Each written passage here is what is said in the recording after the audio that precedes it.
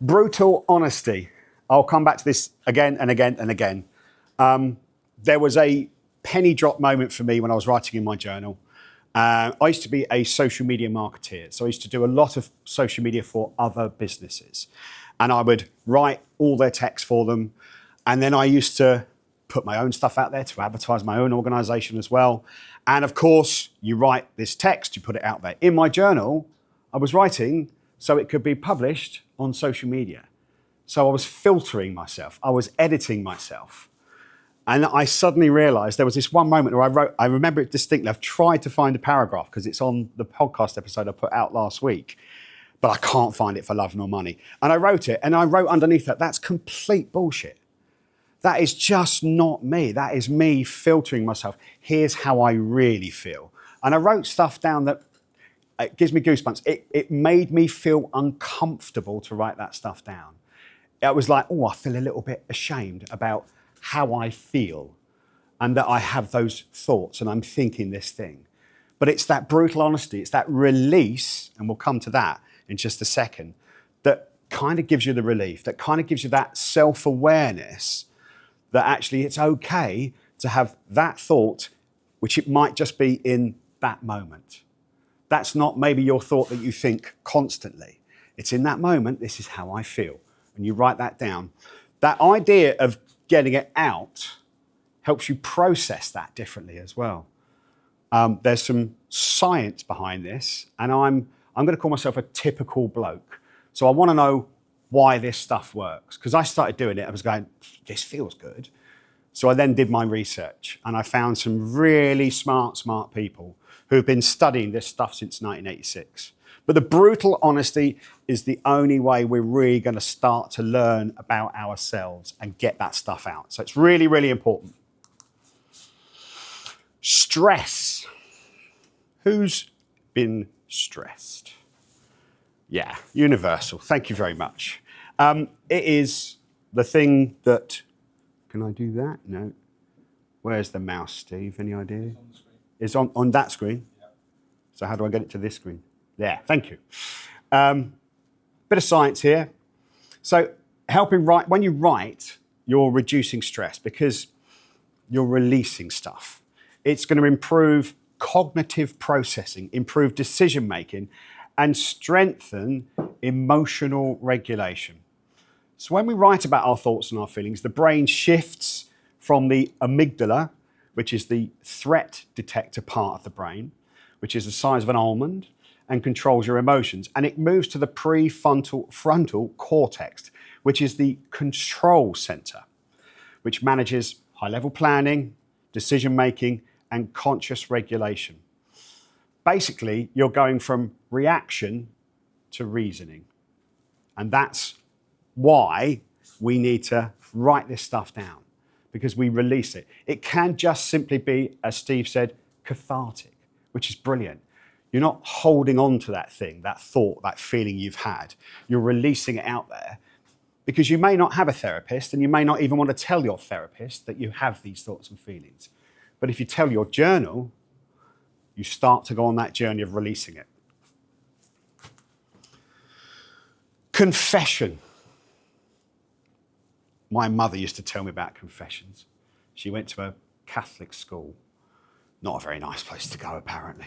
It was in Ireland, and it was the 1950s. So a very different time. But confession is so good for us. We are releasing those things. One of my heroes in the world of expressive and emotional writing is a guy called James W. Pennebaker. He's a social psychologist, and he was studying the body's physiological response to stress when he stumbled across this phenomenon that sparked decades of his research. It's groundbreaking research. And there's something called the Polygraph effect. I was meant to bring his book with me today, but I think it's James W. Pennebaker opening up by writing it down. And he went to give a talk to a bunch of polygraphers, lie detector people. And he went to a conference, probably much like in a room like this, and they had a talk. And then in the evening, he was socializing with them. And they told him loads of different stories about, oh, I was asking this guy this, and he confessed to that, and bits and bobs. And there was this one story that really, really stuck out for him. So it's an American story, which is why I'm going to use some American language in it. So this bank teller had embezzled $80,000, or he was accused of embezzling $80,000. So what happened was they put him on a lie detector test. The polygraph guy came in, and they have to do a base level of measurements, first of all, where they go, right, your heart rate, your pulse, your temperature, your moisture in your fingertips, all that sort of stuff. Mine's a little bit damp right now because I'm stood in front of a people and giving a presentation. So that is slightly raised. So they do this base level, and then they start to ask these questions. And they're asking these questions, and he's getting put under more and more pressure. And eventually the guy just cracks and says, I'm guilty, I took the money, I'm sorry. And then the polygraph guy turns around and says, you could physically see him go, he's let it out. He's confessed. He's releasing that stress. Now, it's not submissible in a court of law, so he had to sign a confession, which he signed willingly. He lost his job, it cost him his marriage, and he went to jail. And every Christmas, he sends a thank you card to the polygraph guy to say, thank you, you changed my life. Now, that amount of pressure that he's holding it. Oh, and they did the tests afterwards as well, where they said, right, okay, what's that base level again? And everything had dropped dramatically. His heart rate was down, his blood pressure was down, the moisture in his fingertips had all dropped. And it is that release. We need to make sure we're releasing this stuff. Because if you can hold on to it, it's really, really not going to do us any good whatsoever. Going to get slightly medical on you now. I'm not medically trained. But I've done my research. So if there's any medically trained people in here, I'm happy to be corrected. But white blood cells, they're the stuff in our body that fights off all the baddies. Everything from the common cold to cancer. They are trying to fight back and go, no, stay away, don't come and hack me, don't come and attack me. They are the immune system's defenders.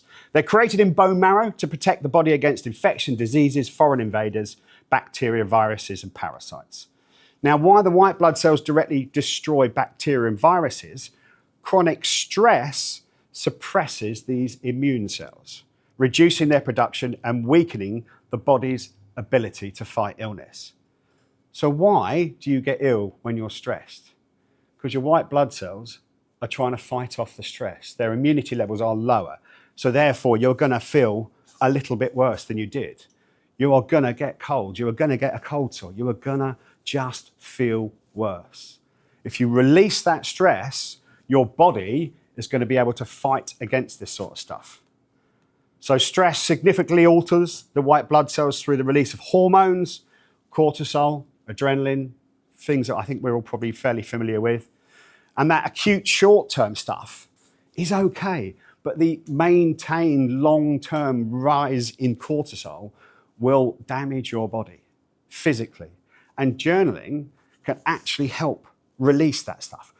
It's not a miracle cure, but there is research, I say, going back to 1986, showing that if people have written confessional stuff, they've written about that worst time in their life, they are then followed up afterwards. There's been control groups, and the control group stay as normal. The people that wrote the stuff in their journal about their deepest, darkest thoughts, the hardest times in their lives, they visited the doctor less frequently because they are letting this stuff out. We're not holding that anxiety, that stress inside of us. So it's absolutely vital to make sure we find a way, whatever way that is for us as individuals, to release that stress. It might be going to the gym. But if we're thinking about stuff and it's ruminating and it's spinning around inside of our heads, going nowhere, how are we releasing that? And I would suggest that journaling is a pretty decent way to be able to do that. So, how can we apply journaling for business people, for business leaders, for business owners? Decision making, writing both sides of a decision. I don't believe in star signs, but I'm a Libra. We're a set of scales. I can't make a decision to save my life. I've got splinters in my backside from sitting on the fence. But I write it down, pros and cons, and it really does start to kind of jump off the page and go, oh, okay, right, well, that seems to make more sense. So that decision-making process, if that's something you struggle with, journaling or expressive writing, writing it down can certainly help. Emotional regulation. We talked about, are we reacting or are we reasoning? That chance to sit and think about, talk about, write down that situation in your life, massively important. Days like today, giving you that space to think, that creative space to think. I write in my journal almost every single day. And at the moment, it's like I'm going through a transition for one of my businesses, and I'm trying to think, right, how best can I do it? What do I need? And I sat with Steve a couple of months ago, and he really, really helped me go, right, well, you're juggling too many balls. You need to focus down on a few things. So I've been writing about that, creating that space to kind of get rid of that operational noise. I am in my business far too often. I need that space to sit back a little bit. And the reflection stuff, boy, oh boy, oh boy, did I learn a lot about myself by going back and looking at my old journals. For probably the first couple of years, it was cathartic for me to just write and get stuff out. But as I started to kind of go, well, you know, when I was feeling this way before, what caused it and how did I fix it? Oh, I've got a written journal to teach me how I got through this the last time. So I went back and started to look at my journals. And I'll be honest with you, when I started writing my journal, I was in the middle of what turned out to be a 6.5-year divorce. It was a very long process. And initially, of course, I'm probably going to get a little bit angry with the other person involved in this divorce. I soon learned that wasn't cathartic. All I can do, that's another person. I can't control that part of somebody else. I can certainly have some control over my own thoughts and feelings. So I just started to learn about where I might have gone wrong in that marriage. And that was a real kind of eye-opener for me. Again, confessional, stuff that I might have felt uncomfortable talking to anybody else about, I could write about that in my journal. So that opportunity to learn from what we did before and spot patterns. Oh, last time I did this, it's because of X, Y, Z was happening in my life. It's a brilliant thing for that. And you've got that record that you can go back to. Again, it's where this becomes a useful tool and not just a diary. I'm not saying don't write like a diary, but you have to dig a little bit deeper. If you've got a journal entry which feels like a diary, you can often just ask those 6 questions. Who, what, where, why, how, when? If that's 6, I think it is. Just go and dive deeper into those. Why am I feeling that way? Who caused this? What can I do about this? We can dive a little bit deeper into all those thoughts and feelings. Journaling. How do we start journaling? How do we start? What do? We open up a blank page and we go, I don't know what to write. That's what you write. I don't know what to write. And we start from there. There are dozens and dozens, if not hundreds of journals that you can buy that are guided. If that would help you better, maybe that's the way you should go. I started this with no idea what I was doing and learned along the way. But the idea of having a blank page now, to me, is joyous. I can write whatever the hell I like inside that journal. And it just gives me that opportunity to say that thing and be that person that I may not be comfortable sharing with anybody else in my life, even my nearest and dearest. So I always put the day of the week at the top, and I always put the date in the top right-hand corner. That's not how you have to do it. It's how I do it. Because there might be certain days of the week where you spot patterns. Sometimes, and I know in certain corporate jobs I've had before, Sundays have been a really bad day. No matter how much gin and tonic I drink on a Sunday, it doesn't make Monday any easier. Am I in the right line of work? Probably not. But that stuff where you think, okay, I'm dipping on a Sunday, you can go back and see how you're reacting, what you're writing on a Sunday, potentially what you're writing on a Monday as well. Don't wait for clarity, write to create it. If you've got clarity, great, crack on. If it's something you've been looking for in your business. But if there is that clarity that you haven't quite found yet, writing about it, writing those different scenarios, writing both sides of the situation can really help create that clarity. So don't sit there and think, well, I'm not quite ready to start. The amount of times I've done that in my life. As you can tell, I came to journaling quite late in life. I'm 53 now. I started it 2018, I think it was. So it's, I'm still really young to this, and I know people that have journaled. I interviewed an NFL player, American football player, the other day, and he journaled throughout his whole career. And he said that journaling got him through that one final season in his career. Fascinating guy to talk to, Jedediah Collins. I looked him up. He's played for about 15 NFL teams. And if anybody knows anything about sport, you don't tend to jump around between teams. And in his first part of his career, he got cut 13 times. And then he found one team, I think it was Denver or something like that, and he had a 4 or 5 year really successful career. And he journaled all the way through it. He's now released a book, Fourth and Goal. If you know anything about American football, Fourth and Goal is something to do with American football. But yeah, so rather than try and explain what Fourth and Goal is. So yeah, consistency beats intensity. When I first started, this was like, this is great. I'm going to write pages. I've got so much that I want to say and get out of myself. And then after that, you go and you get a week in, you get 2 weeks in, you're thinking, I've run out of things to say. What do I say now? And for me, I realised it's about making it habitual. Anybody read the James Clear book? Remind me of the title of it? Atomic Habits. Thank you, Steve. He talks about habit stacking. So I'm a morning journaler, okay? I used to get up at 4:30 for a job for about 8 years. So I've become that horrible morning person. My partner can't stand it. But I get out of bed and I go and write in my journal first thing in the morning. And I love it. It's my own little private space. So what I've done is I've created that routine that I really enjoy. So I get up quietly, go downstairs, make myself, I used to always start with a coffee. Please don't start the first drink of the day with a coffee. I now have ginger, lemon, and honey. I have changed. What are you going to say, gin then? Sunday nights, told you. So yeah, but I live with a nutritionist. I understand what I should and shouldn't be putting into my body. So yeah, I have that. So I've got, and I do genuinely enjoy that drink, especially with the honey in it.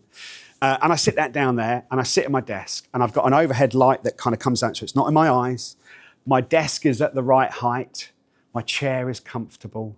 And I sometimes put on some music, get my Spotify playlist out, but it's always music with no lyrics.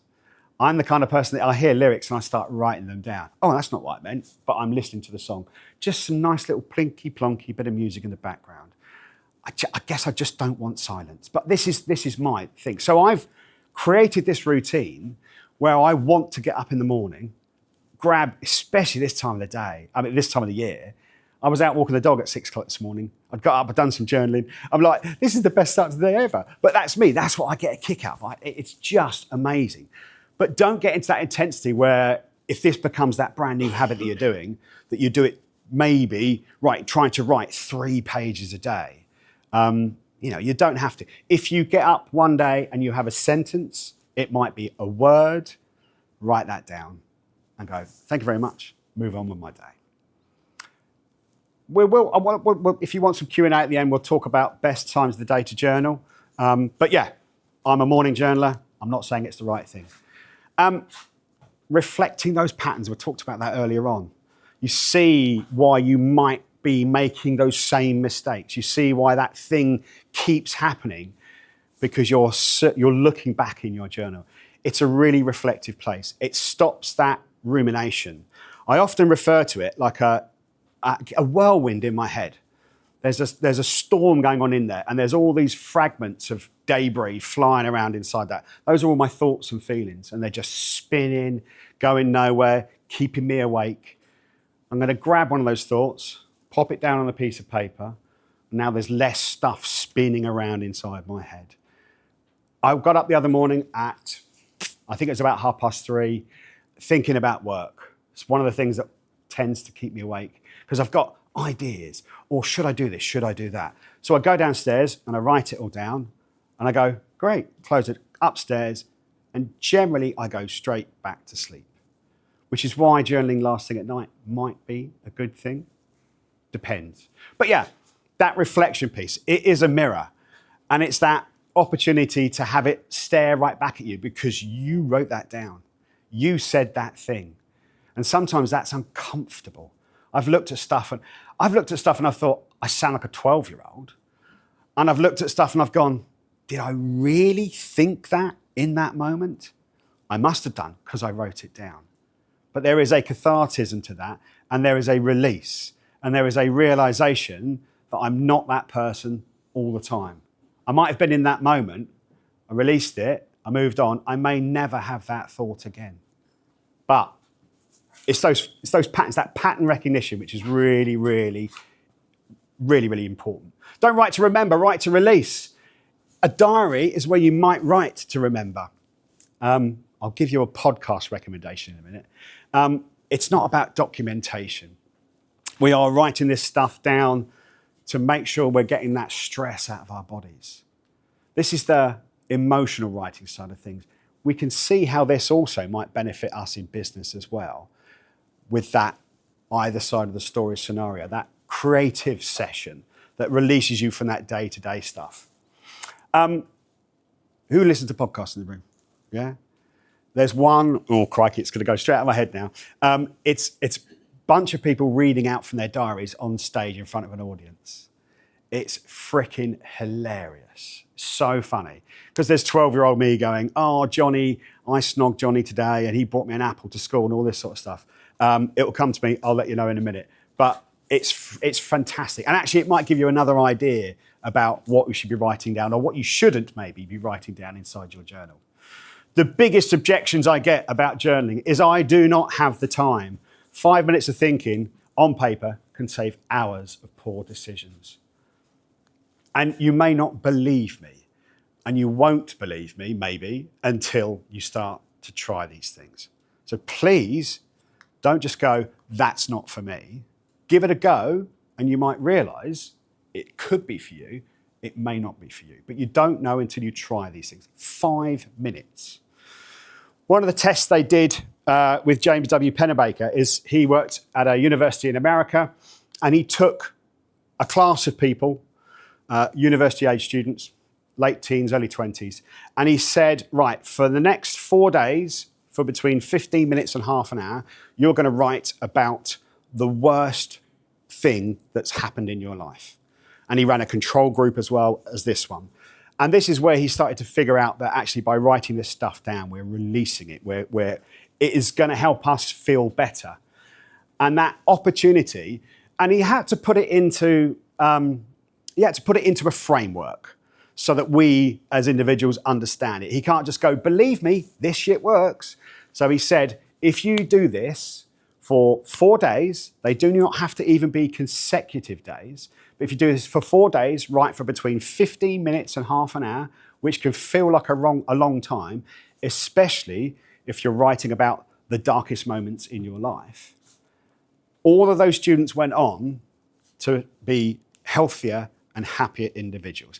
Generally speaking, I'm saying all. But if you look at all the statistics, I think it's like 83, 84% of those people. That stuff is all out there for you to find on the internet. James W. Pennebaker. The research goes back to 1986. Absolutely brilliant stuff. But give yourself, if I'm saying give yourself 5 minutes, you try it for 5 minutes and go, that don't work, move on. There needs to be a little bit of consistency with this as well. And then when you get into it, you'll get into stationary pornography. Oh my God, I've bought so many pens, journals. I now have a leather journal bound outside and I put new inserts in it. It's got my initials in the bottom right-hand corner. It's in my bag over there. It is my pride and joy. It's also something that I would want nobody to read. Nobody. And I have a very trusting partner. I leave it there because sometimes there might be something in there that I say about her. But I'm sure, and she figures she doesn't have to do that for me. She just tells me. I can't tell her. But those big objections, I don't know what to write. Prompts. If you just Google journaling prompts, I promise you there will be thousands out there. So rather than me bring along a piece of paper for you today and get, here's some journaling prompts. Honestly, if you're stuck for anything to say, ask Google, ask ChatGPT to give you 20 journaling prompts. Straight away, it'll serve them up. It's just that thing that might start you going on that day where you think, oh, I've got nothing to say. What if someone else reads it? The most common objection I get, and it's legitimate, it really is. There are digital versions. I journaled for about a year and a half in Word, and I used to write down all my thoughts and feelings. And the best part about it was I could lock it away. There was no one else to lock it away from, but I could lock it away, and then I could go back and I could see what I'd written by doing certain word searches as well. Because again, some of the questions that I get asked are around, do I have to do this by hand? Can I do it by typing? Can I do it audio version? I'm doing that because I'm pretending I'm holding a mobile phone. There's lots of apps that you can do this sort of stuff on. The digital options absolutely work. I don't like them. That's my opinion. That's all I'm saying. I like pen and paper. I like to physically do that because it slows your brain down. I can type way quicker than I can write in a book, in a journal. So it actually gives me that chance to think a bit more clearly about it. Now, I may have a brain that sometimes goes a bit quick, so I then go, right, well, I need to write about this, this, this, and this. So I write those 4 headlines down, and then I come back and I start to go, right, okay, I can be less stressed because I'm not forgetting to write about one of those 4 things. I can just come back to those and write little paragraphs about each one of them, if that's how I felt on that day. You can put it through a shredder. If you want to ceremoniously burn it, please do it safely and outside. But I've absolutely done that. I've written people letters. Oh boy, I've told them what I wanted to tell them. And I've immediately gone outside and set fire to it. Now, I don't know if there's some kind of release to that as well, but it felt really, really good. Might have been an angry day, but through a shredder, set fire to it. I don't recommend the setting fire thing to it, but if you've got a nice safe space to do that in, health and safety, I know we're going to get some health and safety talks, aren't we? So yes, Nikki's not going to recommend doing that. But if you've got a fire pit, if you've got a wood burning stove, write something like that and send that away. So yeah, that's a really other option of doing it. A level of trust has to be had. You know, if this is just a notebook that you're keeping for work, maybe your partner won't want to be interested in reading that sort of stuff. But it's legitimate. There are ways around it. Is that your computer? Okay, right. The 5-minute journaling habit. How do people feel about journaling right now in a crowded, busy room? That's the response I thought I'd get. I won't make you do it. I think journaling is a very personal thing, and we need that little bit of privacy to be able to do it. But please, for my sake, for Steve's sake, for your own sakes, grab 5 minutes at some point today and try this. While it's fresh, while you've seen me talk, I really, really encourage you to just grab those 5 minutes and write, what must I not ignore? And then answer that question. We've all got it. I've still got it. There's still stuff that just gets pushed back one day or next week or something like that. What must I not ignore? It could be a completely business context. It could be completely personal. But please do that for me today. The morning and the evening thing with journaling, there is no right or wrong way. It is your way and the way that works for you. One of the biggest objections I get is I'm a busy parent. Mornings, a chaos. Evenings, I just want to sit down. Once the kids are in bed, maybe with a glass of wine, maybe just some trash TV, 2 things I absolutely adore, and I just want to switch off. So actually, the busy parent one is, can you find a bit of time in your lunch hour to do something? Which is weird, but, when I say it's weird, it feels weird. But I got to the point now where I can put a set of headphones on, sit in a really busy coffee shop and go, I'm going to write all my thoughts and feelings down in this journal. And nobody else in here knows what I'm writing about. And I've now got to the point where I get a massive kick out of that. I don't do it all the time. I tend to get up early in the morning.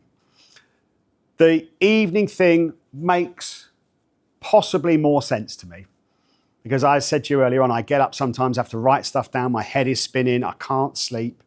If you download your day just before you go to bed, write about what's happened that day, write about how it made you feel that day. Stop ruminating just before we're going to bed. Place those thoughts on a piece of paper. That, I'm pretty sure, will absolutely help you sleep better. And again, living with a nutritionist who is a naturopathic nutritionist, so she looks at all aspects of stuff. Sleep is massively important to us. We underrate it so often. And that ability to have a really good rest and let your body recuperate and get you fueled for the next day is hugely important. So all these factors, you know, I could bring in nutrition to this, I could bring in sleep to this, I could bring in journaling to this. These are all little factors that will sit in your day and help towards building the better you. But that ability to download that day, get those thoughts and feelings out of your head onto a piece of paper, process them differently, is massively helpful. Talked about audio journaling. You might not have somewhere quiet in your house. I'm a prolific dog walker at the moment, and I say at the moment because we've got a new dog. 4 walks a day roughly at the moment, although the hot weather's a bit difficult. Just chuck her in the stream, she loves it. But I'll walk around the field and start talking into my phone and just go, I feel this way, I feel that way. And actually that kind of leaves a really good record that you can listen back to. I've done videos in my car before. Yes, I cringe when I watch them back sometimes. God, is that really me? Did I really say that thing in that moment? But it's so real and so raw that was me. Jake? Just going to say quickly, you can send yourself, a lot of people don't know this, on WhatsApp, you can send yourself voice notes, you can send yourself videos, so you can have a feed on your own WhatsApp of just yourself to go back through. I didn't know that. I'm not sure I want to give Meta any more of my stuff, if I'm honest, but no, that's... Yeah, well, apparently so. But yeah, it is weird watching it back. I have a partner who, you know, don't put me in a photograph. I don't want to listen to myself. I don't want to hear myself. I don't want to see myself. I don't think I'm particularly vain, but I also don't care about that sort of stuff. But when I see myself in a moment of despair in the Triangle car park in Exeter, I did a 10-minute video. Thank you. So I've just been held up a 10 thing at the back. Actually, it was a 4-minute video, but I said 10 because you've held up the number 10. And I watched this back fairly recently, and I was having a really, really tough day. And just by kind of getting it out there, I felt a little bit better afterwards. And then, of course, you go back and you reflect and you look at this video days, weeks, months later, and you go, wow, I'm in a different place now. So that ability to just get that stuff out, not hold it in. It is poisonous. The stress, the cortisol, those raised cortisol levels are really, really bad for us. So that ability to get it out, massively important. Going to leave you with this. Start messy, stay honest. Clarity will come, I promise. My handwriting is awful. It hasn't improved. I write between 30 and 60,000 words a year. I could write novels every single year, the amount I put into a journal. And my handwriting is still appalling. It's not about that. It's not about order. It could be, if that's what suits you. There's one thing I don't do, and I'm not a proponent of, is a thing called bullet journaling. It's really organized. It's really like anal almost. And I'm just like, oh, I don't need anything else in my brain that needs to be put in a certain order. But it might be precisely what you need to help you figure out stuff. You get cross-references. You put a code here and you can go back to this page and read that. It might be exactly what you need to do. But I implore you to just start. Be honest, brutally honest. That's when the clarity comes, I promise you. Be honest with yourself to that piece of paper. The self-awareness that it has given me has enabled me to stand up in front of you right now and say, I've written some shit in my journal I'm not very proud of, but it's certainly helped me become the person I am today. Any questions? That's quite a big, bold statement to finish on and then ask for questions. I'm sorry. Yes? How do you stop it becoming quite self-deprecating? Good question, because what you need to do, the most because if I'm asking you to write about some really horrible stuff, at the end of every journal entry, we need to lift the spirits a little bit. So gratitude is the one that everybody says, three things I'm grateful for. So it can kind of lift you out of that, oh God, that was hard work. So yeah, always write. The way I finish a journal entry, 3 points, 3 things I'm grateful for. I then write something I invented called Yes-to-cess, which sounds really odd, but it's yesterday's success. In other words, what went well today, what went well yesterday. It might be a really shit day. So that might have been, I got out of bed. Doesn't matter what it is. It could be, I signed a new 6-figure client, whatever it is. Yesterday's success or what went well today.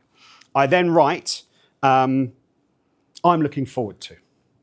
And I put ILFT and then ... And I'm like, date night this week, a holiday, going away this weekend, walking the dog tomorrow morning, whatever it is. It's just, so I'm lifting myself out of what might have been some difficult conversations. And then I do my little mini manifestation at the end as well, which is I want to attract. And I've absolutely put financial figures down there before, because in that moment, it might be, there's no money in the bank. I want to attract thousands of pounds. It might be an individual, someone I want to have a conversation with. But it's just that little lifting me out. So it's a really good thing. If I'm asking you now, and I'm telling you, you should be writing about this deepest, darkest stuff, how am I going to lift myself out of that? Gratitude, success, what went well, what am I looking forward to? Thank you. Any other questions?